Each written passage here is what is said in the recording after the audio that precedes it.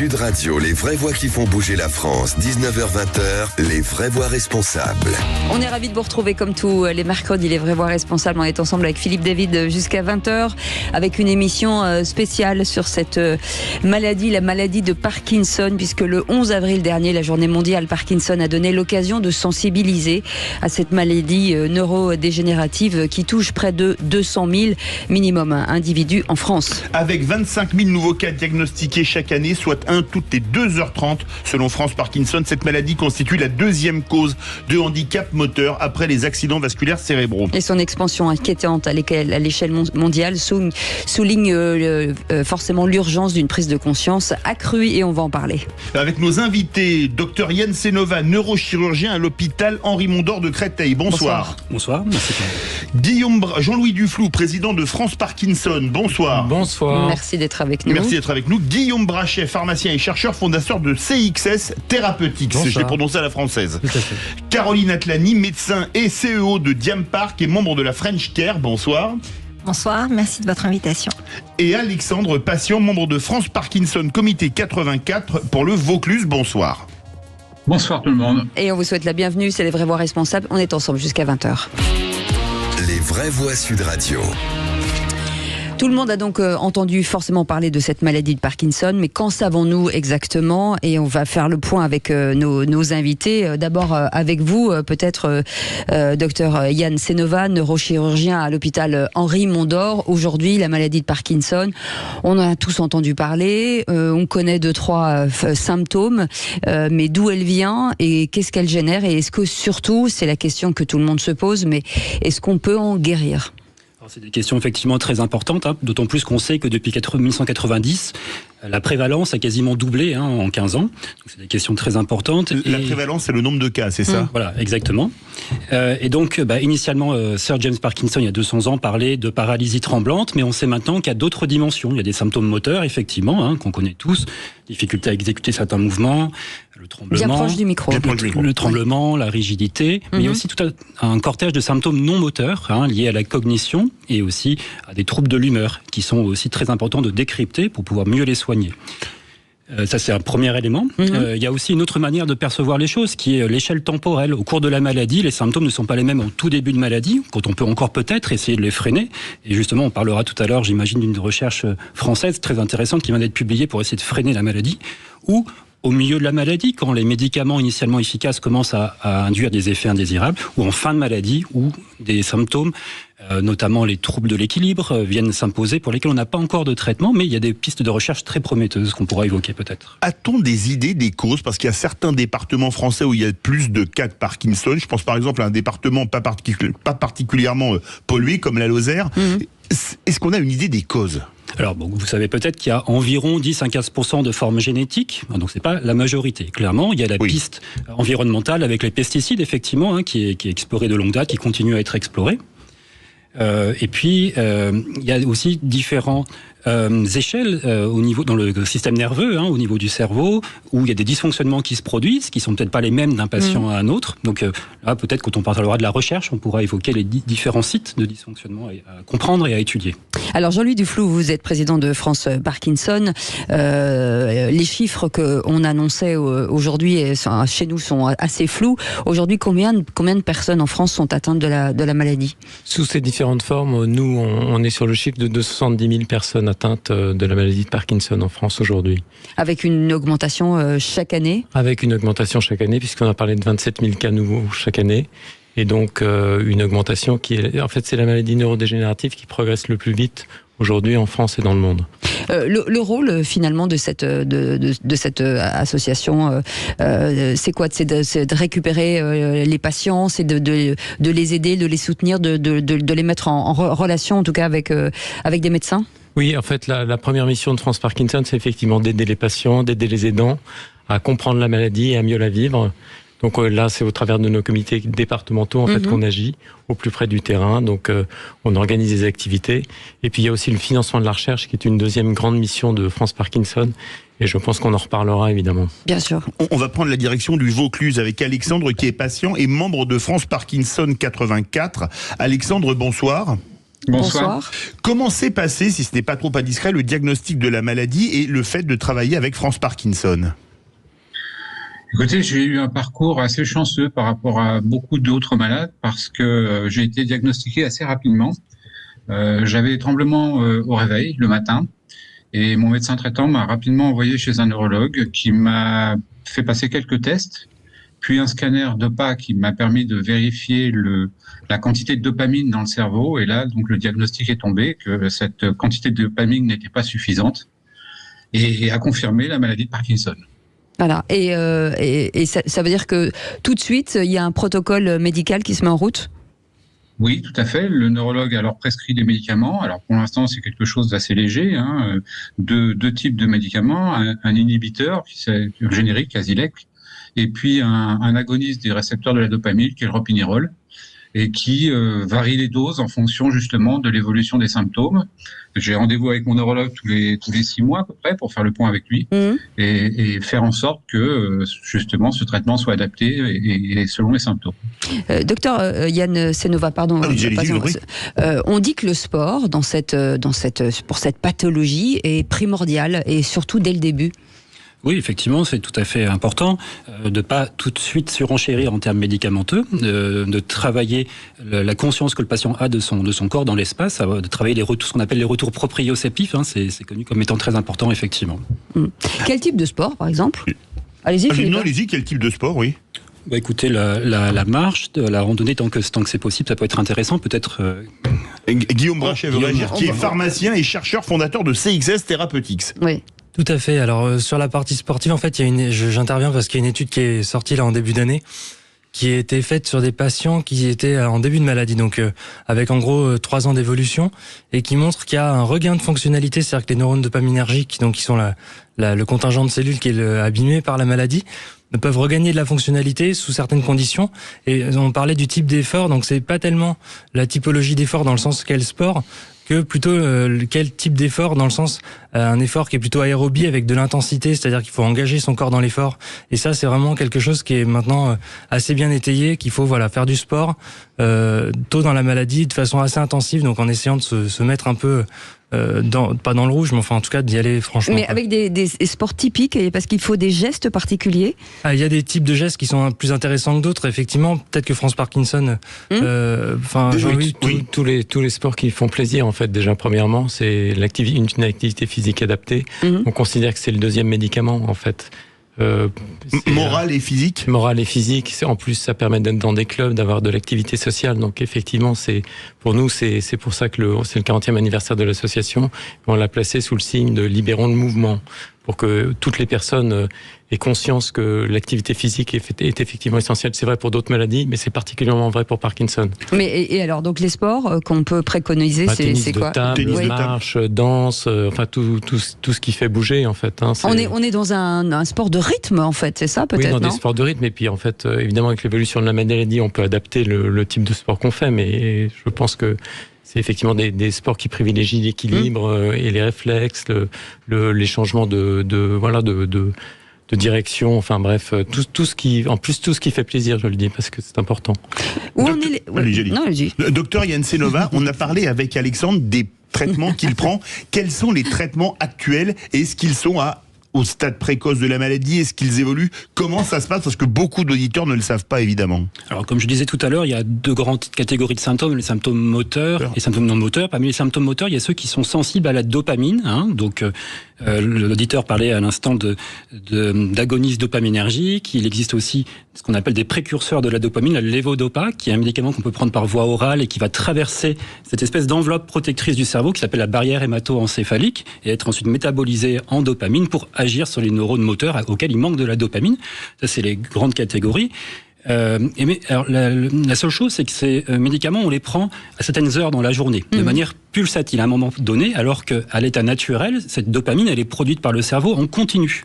Donc cette petite différence entre dans les rythmes d'administration naturelle versus ce qu'on prend quand on prend des médicaments, ça peut entraîner au bout de plusieurs années, après ce qu'on appelle une lune de miel, des complications du traitement dopaminergique. Allez, vous ne bougez pas, on fait une petite pause, parce que malheureusement il y a des pauses dans cette émission. On revient dans un instant. Si vous avez des questions, vous voulez réagir, 0826 300 300, on est ravis de vous accueillir. On est ensemble jusqu'à 20h. Sud Radio, les vraies voix qui font bouger la France, 19h-20h, les vraies voix responsables. Bienvenue dans les vraies voix responsables. On est ravis de les accueillir autour de cette maladie importante, Parkinson. Docteur Yann Senova est avec nous, neurochirurgien, hôpital Henri Mondor. Jean-Louis Duflou, président de France Parkinson. Guillaume Brachet, pharmacien et chercheur, fondateur de CSX Therapeutics, et on en parlera parce que c'est aussi passionnant. Et Caroline Atlani est avec nous, médecin et CEO de Diam Park et membre de la French Care, pardon. La French Care. Oui, exactement. où on est aujourd'hui, je suis en train de perdre ma voix, pardon. Où en est aujourd'hui, Jean-Louis Duflou, justement, la recherche sur cette maladie? Alors juste avant, on a parlé de lune de miel. En fait, quand on parle de lune de miel, c'est quand les médicaments agissent de façon à cacher les symptômes. Et en fait, c'est une lune de miel avec une intruse qu'on n'a pas choisie quand même. C'est important de le dire. Voilà. Sinon, sur la recherche, il y a un tournant qui est récent, qui est un essai sur un antidiabétique en fait qui s'appelle le dixisélatide et qui pour la première fois serait un médicament qui permet de ralentir la progression de la maladie, puisque jusqu'à maintenant on jouait uniquement sur les symptômes et là on serait sur un ralentissement de la progression. Mais je pense qu'effectivement on peut avoir des précisions avec Guillaume ou avec. Quelle est la durée d'évolution de la maladie en général? Guillaume, par exemple. Guillaume ou Yann ou Caroline qui est médecin également. Moi, je peux être le plus à même de répondre sur la durée d'évolution globale de la maladie. Docteur Senova, oui, pendant les 5 premières années, effectivement, les patients répondent plutôt bien aux médicaments qui sont là pour cacher le processus dégénératif qui se produit. Au bout de 5 à 10 ans, il commence à y avoir des complications qu'on évoquait de ces médicaments. Et après commencent à apparaître les signes dont je vous parlais, cognitifs, éventuellement de troubles de l'humeur, sur les 10 années qui suivent. Mais est-ce que, parce que Guillaume parlait lui il a été atteint, vous avez été par la maladie à 29 ans, c'est pas du tout, quand on regarde les statistiques, on a regardé nous, c'est aux alentours de 50 ou 58 ans, là c'est 29 ans, c'est extrêmement rare, Guillaume. Bah oui, on a la chance qu'on peut, c'est vrai que c'est mon principal point commun avec Michael J. Fox, c'est peut-être le seul d'ailleurs. Oui. Mais vers quel axe s'orientent les thérapies du futur? Ça va être des thérapies géniques, comme il y a des cas génétiques, ça va être plutôt quel type de thérapie? Alors, ce qu'on disait tout à l'heure, on est en train d'assister à un tournant dans la compréhension de la maladie, et notamment de ce qui part de travers dans les cellules en amont de leur mort, en fait. Et voilà, dans les années qui viennent, je pense qu'on verra de plus en plus de médicaments qui vont s'orienter sur le métabolisme, c'est-à-dire sur la façon qu'ont les cellules d'utiliser l'énergie et les nutriments, plus que sur de la thérapie génique qui est très focalisée sur justement un gène en particulier et pas sur le fonctionnement global de l'énergétique au niveau de la cellule. Alors vous êtes pharmacien, vous êtes chercheur aussi. Aujourd'hui, vous aboutissez, j'espère et je croise les doigts pour vous, peut-être à quelque chose ou à une solution peut-être très innovante pour lutter contre la maladie, si j'ai bien compris. Alors très innovante, ça dépend de quel point de vue on se place, puisqu'en fait nous on fait du repositionnement chez CSX Therapeutics, c'est-à-dire qu'on utilise des médicaments qui ont déjà été indiqués dans d'autres maladies et qu'on va chercher à appliquer à des maladies pour lesquelles leur efficacité n'a pas été soupçonnée jusque-là.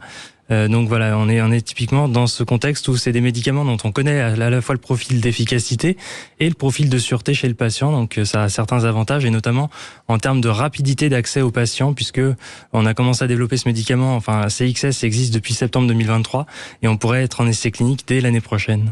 Ah oui, ça va aller très vite. C'est génial. Génial. Alexandre, vous êtes patient. Quels sont les principaux défis dans votre vie, dans votre nouvelle vie, on va dire ça comme ça, de patient? Je dirais que pour citer le principal, c'est celui de la divulgation à l'entourage proche.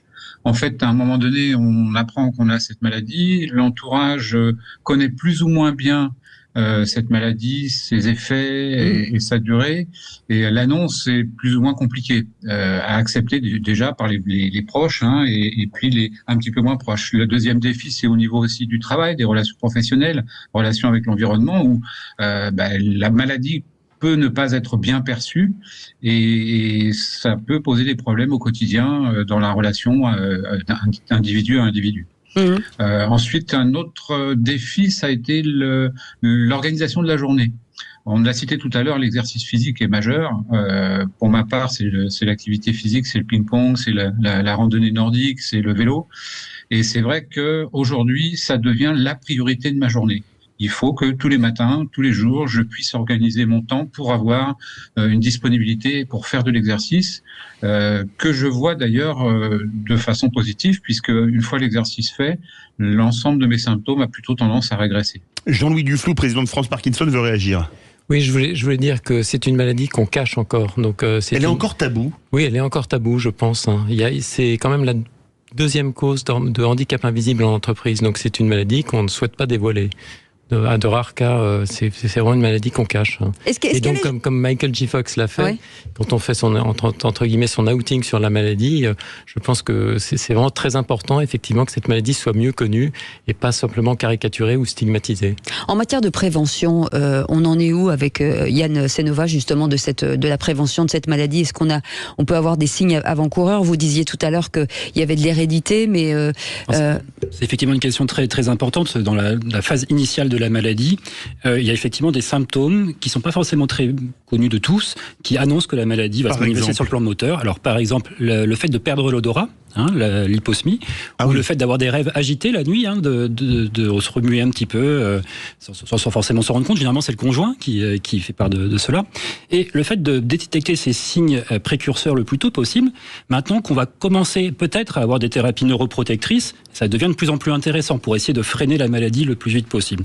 Et justement, Jean-Louis parlait de l'étude sur le lixézénatide, qui vient tout juste de sortir, une très belle étude française, qui montre enfin qu'il y a un produit pharmacologique qui permet de ralentir la maladie de Parkinson à l'échelle d'une année, en tout cas. Il faut que ce soit confirmé sur le plus long terme, mais c'est vraiment majeur comme étude. Pour l'instant, ça demande à être confirmé. Et ça peut arriver sur le marché quand, par exemple? Là, il s'agit d'une étude de phase 2. D'accord, donc il y a encore un petit peu de temps. Oui, il y a un peu de temps, oui. Mais il y a une étude de phase 3 sur un autre antidiabétique. Mais est-ce que aujourd'hui, on va être sur des thérapies plutôt pour ralentir l'évolution de la maladie, ou est-ce qu'à plus ou moins moyen long terme, on pourrait imaginer des thérapies qui fassent revenir les problèmes neurodégénératifs à l'origine? Est-ce que ce serait envisageable? Alors vous allez peut-être me dire à 20, 30 ou 50 ans, est-ce que c'est envisageable? Alors je pense qu'il faut beaucoup de modestie. Pour être franc, Sir Parkinson disait lui-même en 1817 qu'il espère qu'on trouvera des maladies pour ralentir la maladie. Il ne parlait pas forcément encore de réverser les processus dégénératifs. Ce qui est sûr, c'est que plus on s'attaque tôt à la maladie, plus on va freiner ces processus. Revenir en arrière, je ne peux pas me prononcer sur le sujet. Caroline Atlani, vous êtes médecin et CEO de Diam Park et membre de la French Care. Vous avez mis en place un système, en tout cas, c'est une application qui permet de gérer forcément sa maladie avec son quotidien. Alors, peut-être rappeler que Diam Park a été créé sous l'initiative d'un homme, polytechnicien, serial entrepreneur et patient. Ce qui fait qu'on a les préoccupations des patients que l'on évoque depuis le début de cette émission au centre de nos activités. Cet isolement des patients, alors monsieur racontait effectivement des consultations avec son neurologue tous les 6 mois, parfois c'est tous les 9 mois, parfois c'est tous les ans. Et c'est un défi pour un patient atteint de la maladie de Parkinson de raconter en 10, 15, 20 minutes de consultation 6, 9 ou 12 mois de vie. Oui. Donc l'objet initial du développement technologique de Diam Park, c'était de créer un dispositif médical qui permette aux patients en fait d'avoir véritablement un compagnon de vie. Le patient va pouvoir noter son ordonnance, tout est présaisi, donc ça va extrêmement vite, les horaires de prise pour pouvoir bénéficier de notifications au moment de la prise. Quand on sait qu'il y a des patients qui peuvent avoir jusqu'à 8 prises par jour, ces petits rappels sont précieux, surtout vous l'avez évoqué, ce sont des patients souvent jeunes, et donc de pouvoir effectivement être aidé dans l'observance, c'est clé. Deuxième élément, il va pouvoir noter au fil de l'eau ces symptômes, vous l'évoquiez, effectivement, ce ne sont pas que des symptômes moteurs, il y a une cinquantaine de symptômes recensés dans ce qu'on appelle le questionnaire UPDRS et qui permettent effectivement de noter quand le patient souffre d'insomnie, de crampes, de douleurs, de troubles urinaires, digestifs, que sais-je. Donc ça, c'est très important parce que le patient va pouvoir finalement collecter l'ensemble de ces éléments et les rapporter de façon très objective à son patient. Et puis, troisième grande fonctionnalité de DigiPark, qui est disponible gratuitement sur les stores aujourd'hui, eh bien, ce sont tous ces exercices de rééducation dont on a dit les bienfaits, que ce soit au niveau sportif et physique, mais également tout ce qui relève de l'orthophonie, c'est-à-dire la déglutition, la respiration, et aider un patient au quotidien pour prévenir en fait des complications digestives ou des complications liées à la déglutition ou la respiration, c'est clé. Donc, il n'y a pas seulement la phonation, il y a également prévenir ces troubles-là. Donc, l'orthophonie est clé. Il y avait la semaine dernière le congrès des JNLF, le congrès de neurologie, où là aussi les intervenants insistaient sur la nécessité effectivement de ces exercices, et sachant que l'accès aux kinés et orthophonistes est difficile, tout ce travail finalement en autonomie, tout ce temps que passe le patient à travailler en autonomie, ces exercices de rééducation sont autant d'atouts pour permettre d'affronter la maladie et potentiellement d'en modifier un peu. Et d'avoir peut-être une posologie qui est vraiment adaptée aussi. C'est ça, c'est-à-dire que dès lors que le patient va partager ses rapports d'activité, ses prises, ses symptômes, eh bien le médecin va avoir finalement une vision beaucoup plus précise, beaucoup plus complète de l'état de son patient et va pouvoir prendre des décisions thérapeutiques adaptées. Allez, vous restez avec nous, on fait une petite pause, on revient dans un instant. Bien entendu, vous êtes les bienvenus, on est ensemble jusqu'à 20h, à tout de suite. Avec cette maladie de Parkinson, beaucoup de choses à dire, avec le docteur Yann Senova qui est neurochirurgien à l'hôpital Henri Mondor, Jean-Louis Duflou qui est président de France Parkinson, et Guillaume Brachet, pharmacien et chercheur fondateur de CSX Therapeutics, et Caroline Atlani qui est avec nous depuis quelques instants, médecin et CEO de DiamPark et membre de la French Care, et Alexandre qui était avec nous, un patient. Quand on voit l'avenir aujourd'hui de cette maladie, qu'est-ce qu'il est possible de faire? Parce que on voit que tout le monde, un peu dans son coin, comme Guillaume Brachet, tout le monde cherche, et on voit que on trouve aussi des voies pour stimuler peut-être par la chirurgie, docteur. Comment ça fonctionne aujourd'hui? Alors donc là, on a évoqué tout à l'heure la neuroprotection pour les premières années d'évolution de la maladie. Le fait est que quand on arrive au stade des complications du traitement en dopaminergique qu'on a évoqué, depuis les années 90, c'est une invention française, la stimulation cérébrale profonde, une stimulation électrique par une électrode biocompatible qui est insérée à demeure chez le patient et proposée chez environ 10 à 15% des patients. Cette opération existe depuis une trentaine d'années, mais là on tend vers une révolution qui tend à permettre de personnaliser la manière de stimuler électriquement en tenant compte des caractéristiques de chaque patient. Et c'est vrai que le fait d'avoir des capteurs qui permettent de saisir au plus près l'individualité d'un patient paraît absolument crucial. Il y a aussi une étude peut-être suisse que vous avez vu passer, très récente, avec la stimulation électrique médulaire pour essayer de corriger les troubles de la marge, de l'équilibre, qui sont pour l'instant sans solution majeure chez les patients plutôt à des stades avancés de la maladie. C'est ce qu'on appelle les interfaces homme-machine, que ce soit au niveau cérébral, comme la stimulation cérébrale, ou au niveau médulaire, où on essaye de reproduire finalement une séquence d'activation motrice des muscles qui soit propice à une marche la plus normale possible. Et ça a fonctionné sur une personne pour l'instant? Voilà, une personne pour l'instant. Des études précliniques chez l'animal ont été réalisées chez différents modèles, donc on attend à voir un petit peu plus. Mais ça laisse un grand espoir, si ça fonctionne sur quelqu'un. Oui, tout à fait. Qui plus est, ils ont commencé à montrer aussi une espèce de synergie avec la stimulation cérébrale profonde. Oui. C'est-à-dire que l'amélioration motrice a été améliorée en stimulant à la fois le cerveau et la moelle épinière chez ce patient. Alors, Guillaume Brachet est pharmacien, chercheur et fondateur de CXS Therapeutics.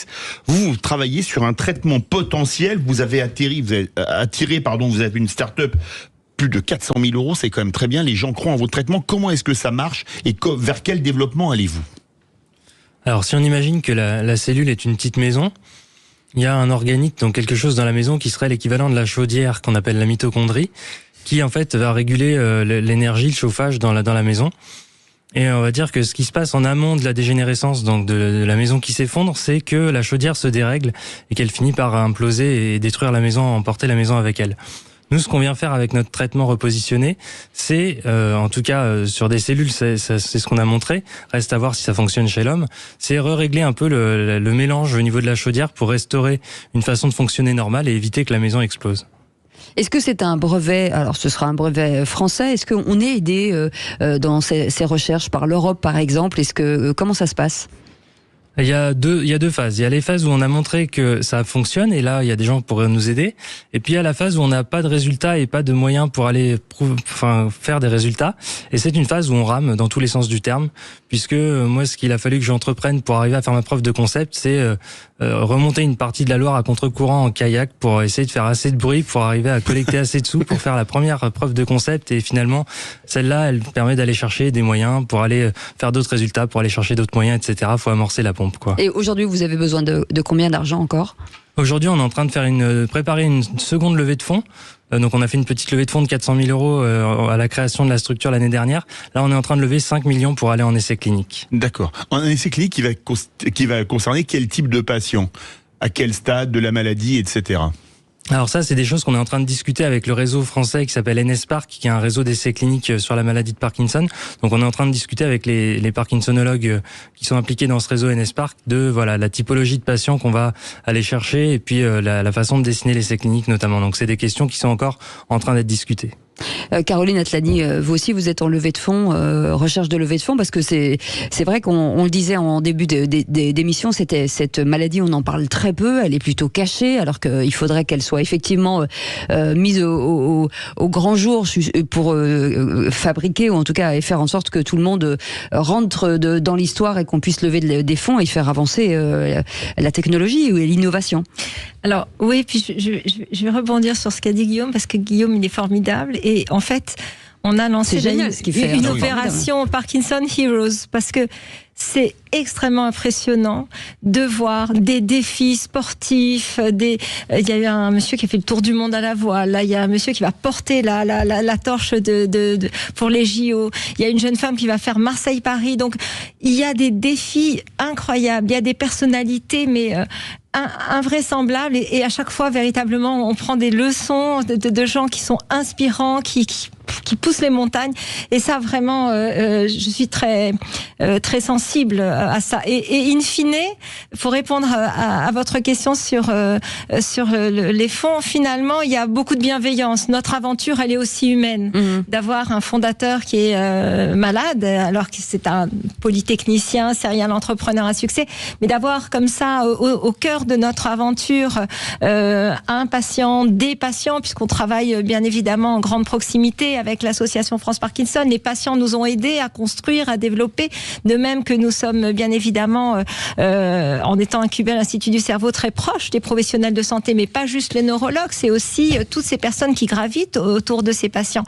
Concrètement, des infirmières qui font de l'éducation thérapeutique, des orthophonistes, des kinés, des ergothérapeutes, des nutritionnistes. Donc, tout ce cortège de personnes qui encouragent, accompagnent les patients sont extraordinairement importants pour elles. Et finalement, dans notre histoire, quand on rencontre les fonds, et j'avais 2 rendez-vous de fonds aujourd'hui, il y a véritablement beaucoup de bienveillance, parce que c'est aussi investir utile, parce que ça a du sens. Bien sûr, il faut avoir un vrai business model, il faut être pertinent au sens de la profitabilité, mais il y a aussi cette histoire humaine qui est très touchante et qui véritablement déclenche quelque chose de très fort chez les fonds et les personnes qui nous accompagnent aujourd'hui et qui nous accompagneront demain, j'espère. Alexandre, vous qui êtes membre de France Parkinson, comité Vaucluse, et vous également, Jean-Louis Duflou, président de France Parkinson, quand vous êtes patient, le médecin, le neurologue vous dit voilà, on a des traitements qui arrivent, est-ce que vous voudriez essayer ceci? Est-ce que vous êtes bien informé par vos médecins, à votre avis, parce que vous n'êtes pas médecin, à ce que je sache, ni l'un ni l'autre? Alexandre et Jean-Louis. Non, très mal informé. Disons que le neurologue, lui, a un rôle de prescripteur. Le médecin généraliste connaît généralement très mal cette maladie et se range derrière l'avis du neurologue. Donc c'est surtout le patient, moi-même, qui se renseigne, qui essaye de comprendre quels sont les médicaments, quelles sont leurs actions, et de pouvoir échanger avec le neurologue, justement, par exemple, avec les résultats et les rapports que procure l'application Diampark. C'est vraiment très très important, parce que c'est le moment d'échange qui nous permet d'ajuster le médicament, d'ajuster la relation neurologue-patient. Et je pense vraiment que c'est lui qui sera la clé pour donner le meilleur médicament possible et face aux symptômes que le patient propose. Oui, sur les essais cliniques, je voulais préciser que les essais cliniques en fait sont repris sur le site de France Parkinson.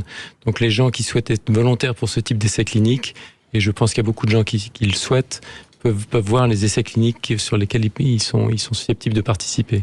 Ça, c'est génial. Et si je peux ajouter, l'association France Parkinson, à travers une revue, informe beaucoup les malades. Et c'est très, très important. Cette association a un rôle déjà, elle est diffusée, et elle a des comités dans toute la France.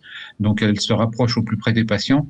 Et elle donne vraiment un niveau d'information important sur la recherche, sur les traitements, sur les aidants. Enfin, c'est une source d'information très importante pour nous, patients. Vous avez raison de le dire, de parler des aidants, parce qu'on a toujours tendance à les oublier, alors qu'ils sont eux-mêmes extrêmement impactés aussi. Caroline Atlaï veut réagir. Oui, je voudrais réagir parce que en août dernier se tenait le World Parkinson Congress à Barcelone. Je n'ai jamais vu un congrès pareil. On va considérer qu'il y avait peut-être 40% de patients à ce congrès. C'est-à-dire qu'ils sont le chairman des sessions. Ils posent des questions. Ils sont présents. C'est-à-dire que et tous les patients ne sont pas en super état. Certains sont en fauteuil. C'est extrêmement important et c'est extrêmement intéressant parce que finalement, c'est une façon pour eux justement d'entendre les progrès scientifiques, de participer, de dire qu'ils sont importants. Et aujourd'hui, la recherche n'a de sens que si effectivement elle arrive jusqu'aux patients.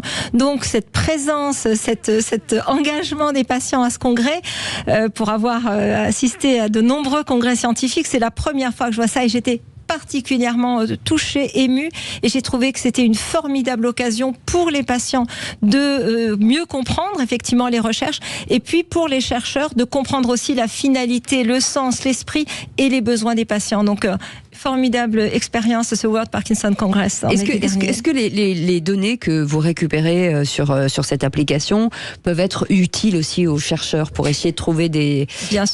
Bien sûr. Aujourd'hui, donc, ce sont des données de vie réelle. Elles ont du sens pour mieux comprendre les pratiques médicales aujourd'hui, pour mieux comprendre aussi l'usage qui peut être fait de ce type d'application par des patients Parkinson. C'est intéressant pour nous aussi de voir le profil de ces personnes et finalement pour nous d'adapter, d'améliorer selon l'utilisation qui en est faite. Donc oui, ça a du sens. Ce ne sont pas des données qu'on vend, ce sont des données qu'on a en interne. On a les consentements des patients pour pouvoir faire ces analyses qui sont consolidées. On n'a aucune information, bien évidemment, nominative de ces personnes.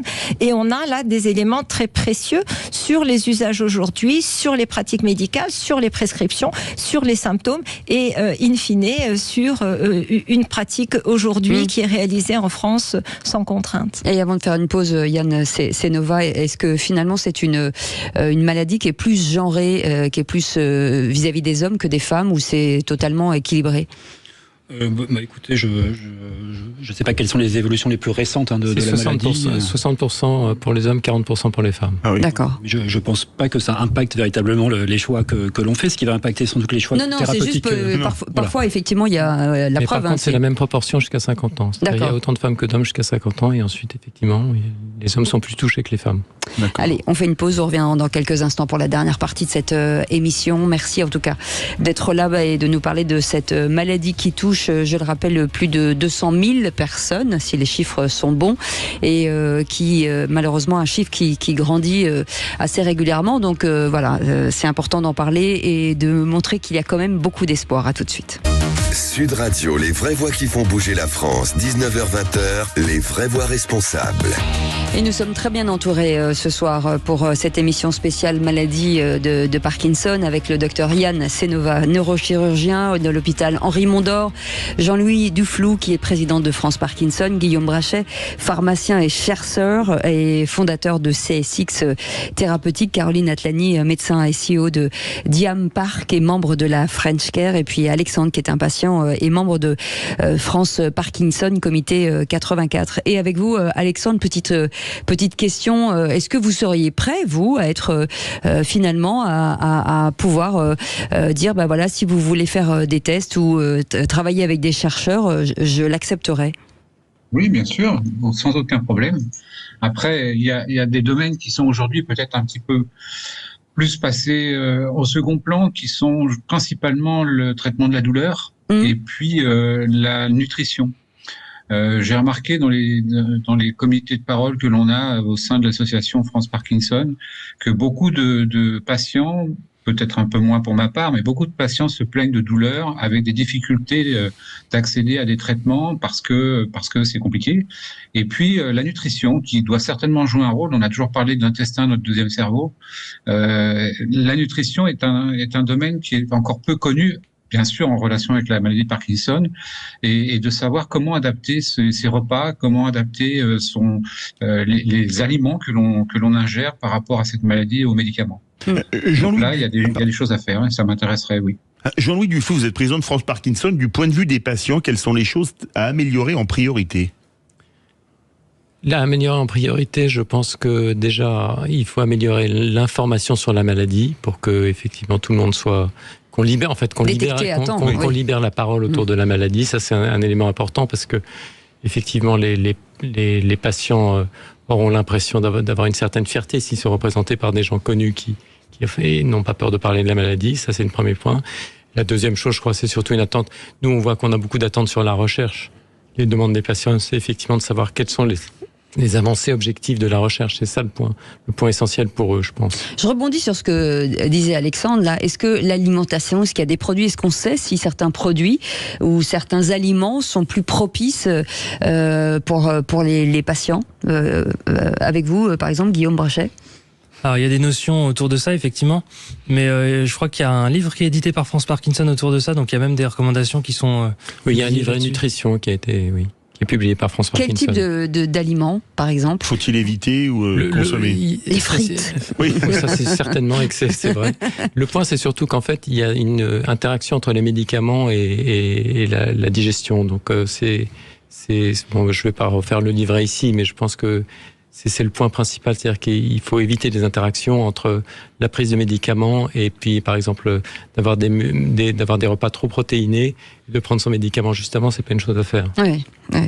Et l'avenir finalement de la recherche aujourd'hui, parce que l'intérêt c'est aussi de travailler avec des neurologues, des médecins, et de créer un écosystème. Quand on disait tout à l'heure que finalement est-ce que les médecins classiques généralistes sont assez prévenus ou assez formés sur cette maladie, c'est ça aussi, vers ça qu'il faut tendre. Je crois qu'il y a effectivement un travail formidable qui est fait par l'association, fait par ce réseau d'experts Parkinson. C'est important parce que le médecin de première ligne, finalement, n'est pas expert de la maladie. Donc, nous travaillons par exemple sur une solution de téléexpertise pour que tout médecin de première ligne puisse accéder facilement à un avis d'expert Parkinson. Dans l'activité d'un neurologue, finalement, il n'y a pas non plus que des patients atteints de la maladie Parkinson. Il y a d'autres pathologies, bien évidemment. Donc, là aussi, chez les neurologues, il est important qu'ils aient cette expertise parce que c'est une maladie très pléiomorphe, on l'a vu dans sa présentation, il y a des symptômes moteurs, des symptômes qui peuvent être très, très variés, des douleurs, des crampes, des problèmes urinaires, des problèmes de sommeil, etc.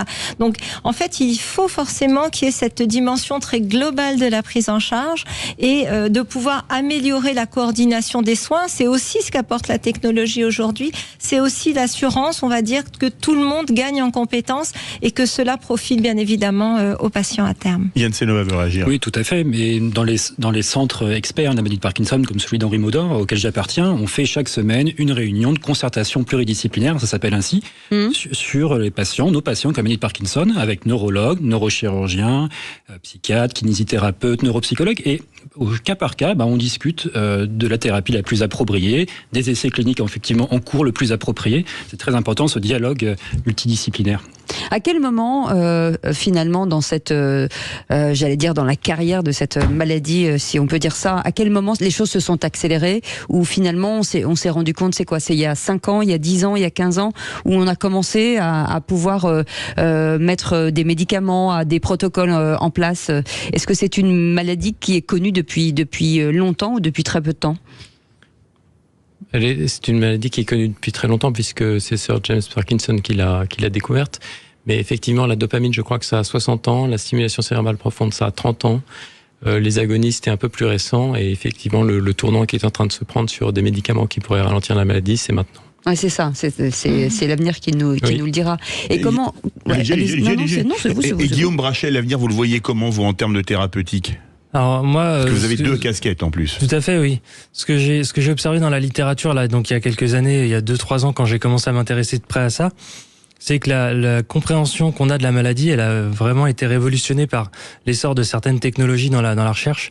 Et ma croyance en tant que impatient, c'est que dans la décennie qui vient, on va assister à une transformation de la prise en charge de cette maladie. J'en suis totalement convaincu. Je crois que ce qui est intéressant aussi, c'est de pouvoir évaluer les effets. Quand l'évaluation se fait tous les mois, tous les 2 mois, tous les 3 mois, avec un médecin et un patient et un questionnaire, est-ce que vous avez tremblé un peu beaucoup ? On peut ajuster. Voilà. Ouais. Je pense qu'il y a toute cette période où le patient est seul chez lui, toute cette période où effectivement il vit, il expérimente des symptômes, il souffre, il a besoin effectivement de montrer ce qui se passe en dehors des consultations. Donc que ce soit en recherche clinique, que ce soit également dans la vie réelle, je crois que cette dimension longitudinale est nécessaire pour bien appréhender l'évolution de la maladie, la souffrance du patient et s'assurer qu'on répond au mieux à ces situations. Jean-Louis Duflot, et pour les malades et leurs familles, contactez France Parkinson, comment on fait ? Il y a une ligne d'écoute, il y a donc un numéro qui est sur le site de France Parkinson pour les maladies.